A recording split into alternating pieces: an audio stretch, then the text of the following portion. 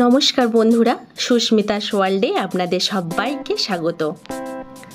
আচ্ছা, কোথাও বেড়াতে গেলেন আর এই রকম সুন্দর একটা রাজার বাড়িতে যদি রাত্রি যাপন করতে পারেন তাহলে আপনাদের কেমন লাগবে বলুন তো। আর সাথে এই রকম একটা সুইমিং পুলে স্নানের মজা, আর উপরি পাওনা হিসেবে যদি পান সেই রাজাদের শিকার করা বাঘের মূর্তি। আর রাজার বাড়ি তাই ডাইনিং টেবিল বা খাবারের প্লেট রাজকীয় তো হবেই। আমরা পান্না থেকে বান্ধবগড় এসেছিলাম। পান্না থেকে বান্ধবগড় আসতে সময় লেগেছিল প্রায় 5 ঘন্টা। এখানে আমাদের অনলাইনে আগে থেকেই রুম বুক করা ছিল। আমাদের 3টে রুম বুক করা ছিল। পার রুম নিয়েছিল 2000 টাকা। এখানে কিন্তু কোনো রকম ব্রেকফাস্ট, লাঞ্চ বা ডিনার এই রুমের সাথে ইনক্লুডেড নয়। আপনারা আপনাদের পছন্দ মতো সব খাবার দাবার এখানে একটু আগে থেকে বললেই এনারা সমস্ত কিছু বানিয়ে দেবেন।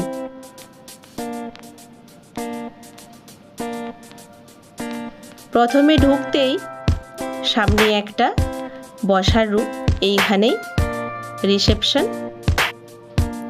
এখানে সমস্ত কিছু কাজকর্ম মিটিয়ে ডকুমেন্ট সমস্ত কিছু দেখিয়ে আমরা ভেতরে এগিয়ে চললাম।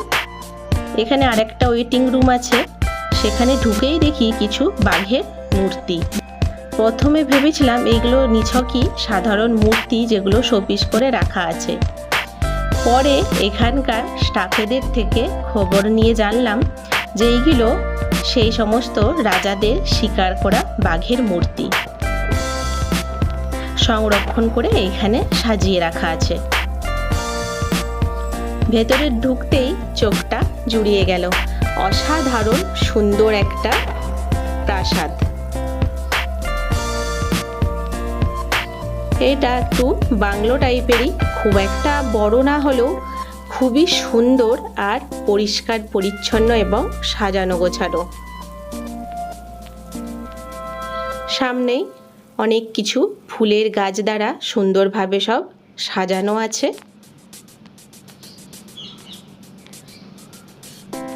এটা আসলে এখানকার যে রাজারা ছিলেন সেই রাজাদের শিকারের বিশ্রামস্থল।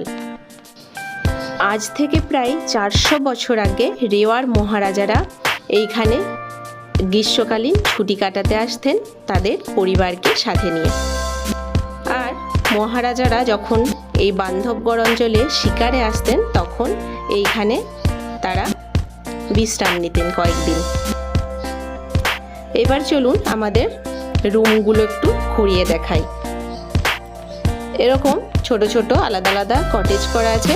এইখানে কিন্তু অতিথিদের থাকতে দেওয়া হয়। এই রুমগুলোই আমাদের বুক করা ছিল। রুমগুলো একটু ঘুরিয়ে দেখাই আপনাদের। বেশ বড় বড় রুমগুলো। সোফা রয়েছে এখানে ঢুকেই, টিভিও রয়েছে, একটা আয়না রয়েছে।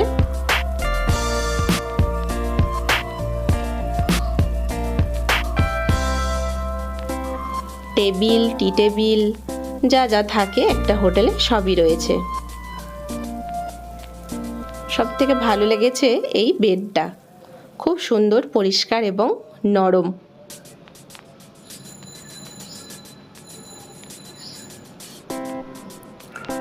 সুন্দর একটা বাঘের পোর্ট্রেট রয়েছে।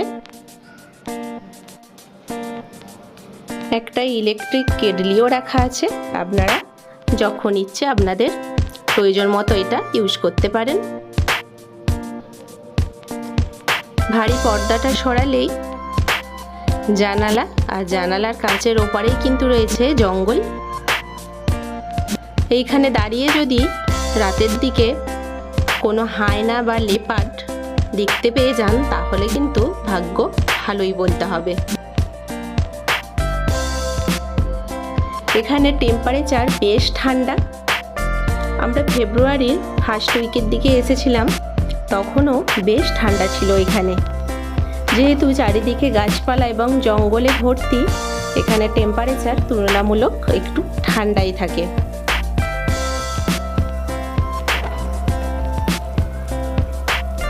এখানে একটা ওয়ার্ড্রব আছে, এখানে আপনারা নিজেদের জামা কাপড় এবং বিভিন্ন জিনিসপত্র গুছিয়ে রাখতে পারেন।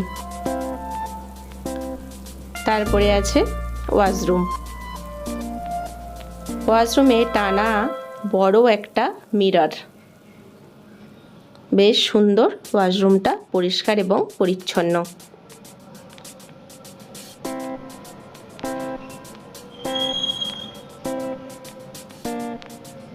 এখানে সবসময় গিজারের ব্যবস্থা আছে, আপনারা অল টাইম গরম জল পেয়ে যাবেন।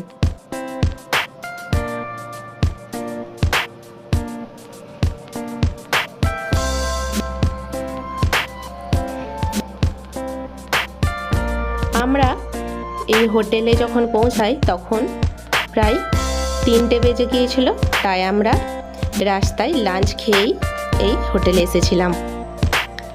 এবার চলুন আপনাদের আশপাশটা একটু ঘুরিয়ে দেখাই। মহারাজা কুঠির এই পাশ দিয়েই চলে গেছে সুইমিং পুল। এখানে একটি দোলনা আর চেয়ার টেবিল রাখা আছে এখানে বসে আড্ডা দেওয়ার জন্য। এই যে এখানে দেখতে পাচ্ছেন একটা সুন্দর সুইমিং পুল রয়েছে, এখানে আপনারা স্নান করতে পারেন এবং ইচ্ছে মতো সময় কাটাতে পারেন। এটা বড়দের জন্য, আর এই যে একটা আছে ছোটদের জন্য। এটাতে জলের গভীরতা অনেকটাই কম, এখানে যাতে ছোটরা একটু নিজেদের মতো আনন্দ করে নিতে পারে নির্ভয়ে। এই ব্যবস্থাটা বেশ ভালো। এখানে একটা ছোটখাটো পার্কও রয়েছে, বাচ্চারা সাথে থাকলে নিজেদের মতো করে একটু সময় কাটিয়ে নিতে পারে। আমাদের বাচ্চারা সকলেই খেলতে ব্যস্ত হয়ে গেছে পার্কে। স্টাফেদের কাছে জানতে পারলাম এখানে ছোটখাটো একটা মিউজিয়ামও আছে। এটা সেই সমস্ত রাজাদের সংগ্রহালয়। রাজারা এই বান্ধবগড়ে যখন শিকারে আসতেন তাদের ব্যবহৃত বিভিন্ন জিনিসপত্র এইখানে সংগ্রহ করে রাখা আছে। এখানে পর্যটকরা থাকতে আসলে তাদেরকে সব দেখানো হয়।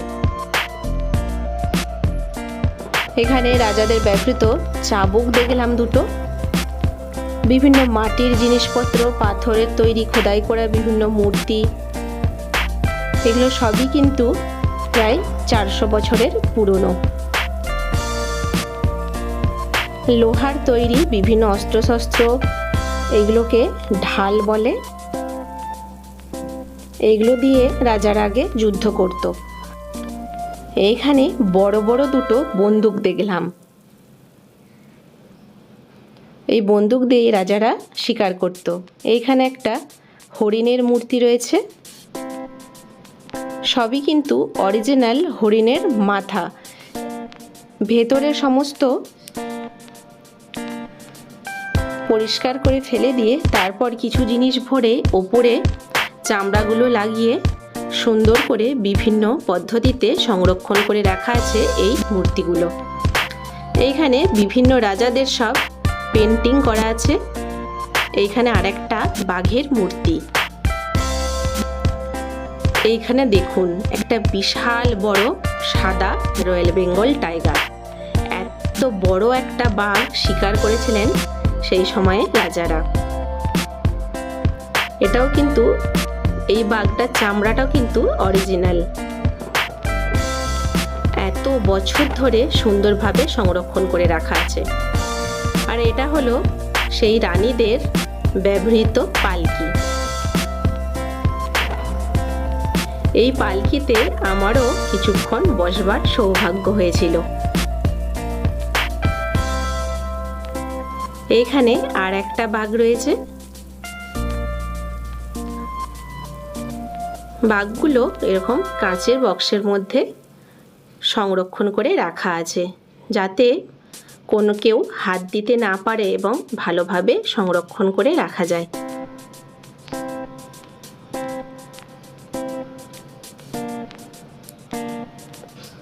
এখানে বড় বড় বর্ষা, বল্লম সমস্ত কিছু রাখা আছে। আমরা তো একটা হাত দিয়ে তুলবার চেষ্টা করেছিলাম, কিন্তু এত ভারী আমরা তো কেউ নড়াতেই পারছিলাম না। কিছুক্ষণ এই পালকিতে বসে নিজেকে বেশ রানী রানী মনে হচ্ছিল। এবার চলে আসি খাওয়া দাওয়ার পর্বে। আমরা এখানে ডিনারে খাবার অর্ডার করেছিলাম, মাছ, ডাল, একটা ভেজ সবজি আর জিরা আলু। রান্নাবান্না এখানে বেশ মোটামুটি ভালোই, তবে মাছটা আমার খুব একটা ভালো লাগেনি। এখানে আমরা সাধারণত নর্মাল যে রুই কাতলা মাছ খাই সেগুলো এখানে পাওয়া যায় না, তাই অন্য কিছু একটা মাছ দিয়েছিল, আমার নামটা ঠিক মনে নেই, তবে আমার মাছটা খুব একটা ভালো লাগেনি। রাজাদের বাড়ি আর ডাইনিং টেবিলেও সেই রকম রাজকীয় তো হবেই। এখানে যে সমস্ত প্লেট, বাটি সমস্ত ব্যবহার করা হয়েছে সবই কিন্তু এগুলো বাঁশের তৈরি, দেখতেও কিন্তু খুবই সুন্দর।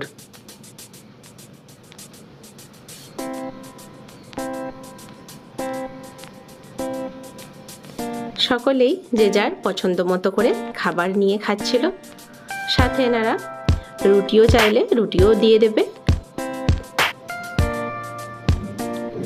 এবার আর একটা রুম দেখায় আপনাদের। এখানে মূল যে রাজাদের প্রাসাদ সেটা দেখাই। এটা হচ্ছে বান্ধবগড়ের পাহাড়ের ওপরে অবস্থিত জঙ্গলের মাঝে পুরনো কেল্লা ছবি।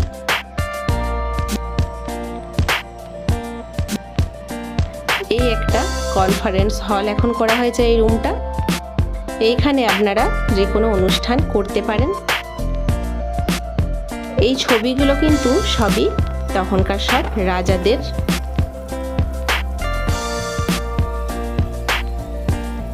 বিভিন্ন সময়কার বিভিন্ন রাজাদের মূর্তি।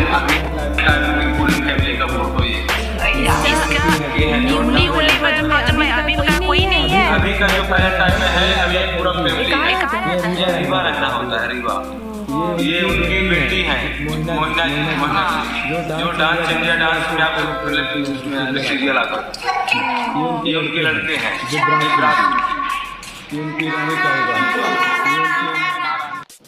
এখানকার স্টাফদের সম্পর্কে আপনারা শুনতেই পেলেন।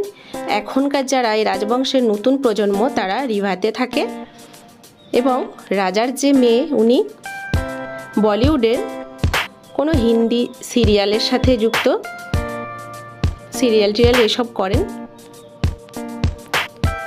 ওনারা মাঝে মাঝে এখানে ঘুরতে আসেন সপরিবারে, তখন এসে এখানে কিছুদিন থাকেন। এইখানে দেখুন রাজাদের ব্যবহৃত শিকারের বিভিন্ন রকম বন্দুক, তরোয়াল সমস্ত কিছু সুন্দরভাবে সব সংরক্ষণ করে রাখা আছে।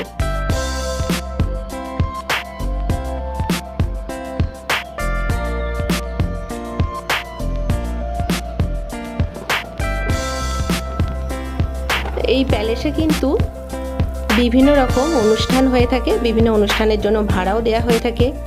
বিয়ে থেকে শুরু করে জন্মদিন, অন্নপ্রাশন যে কোনো অনুষ্ঠান এখানে হয়ে থাকে। আগে থেকে বুকিং করলে এনারাই সমস্ত কিছু অ্যারেঞ্জমেন্ট করে রাখবেন। একটা বিশাল বড় সুন্দর ঝাড়বাতিও রয়েছে এখানে। এখানে আমাদের রাতের ডিনারে অর্ডার দেওয়া ছিল স্যালাড, রুটি, যে ভাত খাবে তার জন্য রাইস, চিকেন কারি আর ডাল। চিকেন কারিটা বেশ ভালো হয়েছিল, আর শেষ পাতে ছিল গোলাপ জামুন। তবে আমাদের এখানকার যেরকম গোলাপ জামুন হয়, এই গোলাপ জামুনগুলো খেতে অনেকটাই আলাদা।